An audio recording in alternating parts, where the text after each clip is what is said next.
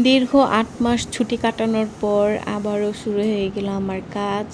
গিয়েছিলাম আজকে আমার ওয়ার্ক প্লেসে, ওইখানে যে হেয়ার স্টাইল, তারপর একটা ব্রাইডাল মেকআপ, তারপর সাথে পার্টি মেকআপ ছিল, ওইগুলো করে বাসায় এসে দেখলাম মা ট্যাংরা মাছ এনেছে আমার জন্য। তো ওইগুলোকে রান্না করলাম, কহি দিয়ে ট্যাংরা মাছ রান্না করেছিলাম। তারপর গরু মাংস ছিল, সাথে পোলাও ভাত এগুলোও ছিল, ওইগুলো আর ভিডিও করিনি। তারপর আমার মায়ের অনেক পছন্দের উইংস ফ্রাই, তো এখানে মুরগির পাখনাগুলোকে মশলা দিয়ে ম্যারিনেট করে রেখেছিলাম, এগুলোকে ভেজে তারপর খাবো।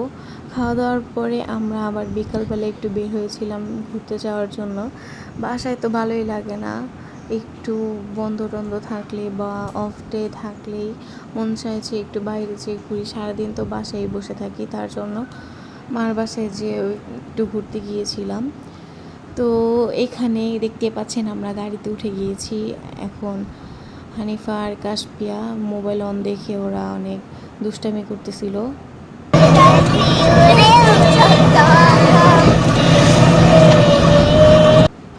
তো ওরা জানে যে আমি ভিডিও করতেছি, ওদেরকে ইউটিউবে দেখাবে, এটার জন্য ওরা অনেক কথাবার্তা বলতেছিল, গান গাচ্ছিল। তো আমরা এখানে এসে পড়েছিলাম। এটা হচ্ছে রামেরকান্দের এখানে একটা ক্যাফে, তো এটার নাম হচ্ছে আহমেদ সাগর ক্যাফে।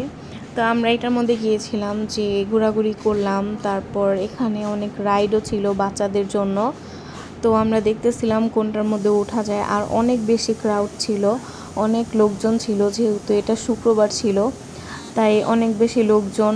আর বসার মতো জায়গাও ছিল না, মানে কোথায় বসবে এটা আমরা খুঁজতেছিলাম। আর পুরাটা রাউন্ড দিয়ে ঘুরতেছিলাম আর কি, যে দেখি বাচ্চাদের জন্য কি কি রাইড নতুন নতুন বসানো হয়েছে। তো এই যে আমরা ঘুরতেছি দেখতেছি, আর এই জায়গাটা অনেক বেশি ভালো লাগে, কারণ গ্রাম্য পরিবেশ, খোলামেলাও থাকে আর কি। তো আমরা সবসময় রামেরকান্দার ওই সাইডটাতেই ঘুরতে যাই। তো এইখানে আবার একটা ইন্টারেস্টিং জিনিস দেখতে পেলাম, চারোপাশে একদম ঘাস দিয়ে ভরা, মানে কোনো ফুল গাছ টুল গাছ কিছু নেই, অথচ এই ঘাসের মধ্যে দেখলাম যে 2টা সূর্যমুখী ফুল ফুটে আছে। তো ওইখান থেকে আবার আমরা গিয়েছিলাম সৈয়দপুর ঘাট। সন্ধ্যা হয়ে গিয়েছিল, নদীর পাড়ে গিয়েছিলাম একটু নদীর ওইখানে বসবো, তাই ছবি টবি তুলবো আর কি। তো এখানে যে আমরা মুড়ি ভর্তা দেখে এখন ওরা বলতেছে মুড়ি ভর্তা খাবে, তো আমরা মুড়ি ভর্তা খেলাম। এত পরিমাণ ঝাল ছিল, সবার অবস্থা খারাপ হয়ে গেছিলো। আর বারবার তো হানিফা আমার ভিডিও করা দেখে এক একটা বলতে থাকে, তো একটু পরে দেখতে পারবেন সবার অবস্থা কি হয়েছিল মুড়ি ভর্তাটা খেয়ে। এখন হানিফা আবারও দুষ্টামি করতেছে। আমার ভিডিও যদি ভালো লাগে তাহলে লাইক দিবেন এবং আমার চ্যানেলটাকে সাবস্ক্রাইব করবেন। এখন দেখেন মুড়ি ভর্তা খাওয়ার পর সবার রিয়েকশন কি হয়েছিল।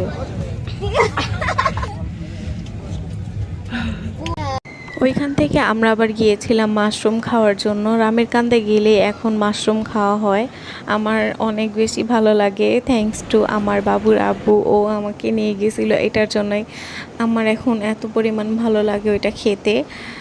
তো বাসার জন্য রওনা দিয়েছিলাম, এর মধ্যে দেখি বাবু অনেক বেশি কান্না করতেছিল, ওরে কোনোভাবেই থামানো যাচ্ছিল না। তাই আমার খালার বাসা যেহেতু সামনেই ছিল, তো বাবুকে নিয়ে ওই বাসায় গিয়েছিলাম। ওইখানে যে অনেকক্ষণ বসেছিলাম, কিছুক্ষণ থাকার পরে আমরা বাসার জন্য রওনা দিয়ে দিয়েছিলাম।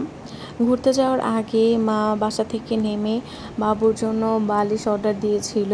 এখন আমরা বাসা যাওয়ার সময় ওই বালিশটা নিয়ে যাব। আর বাবুর দুধও শেষ হয়ে গিয়েছিল, তাই বাবুর জন্য দুধও কিনে নিয়ে যাব বাসায়। তো আজকের ভিডিওটা আমার এই পর্যন্তই ছিল। ভালো লাগলে অবশ্যই আমার চ্যানেলটা সাবস্ক্রাইব করে দিবেন, আমার পাশে থাকবেন। এতক্ষণ সাথে থাকার জন্য ধন্যবাদ সবাইকে। দেখা হবে নেক্সট কোনো ব্লগ অথবা রেসিপির ভিডিওর সাথে।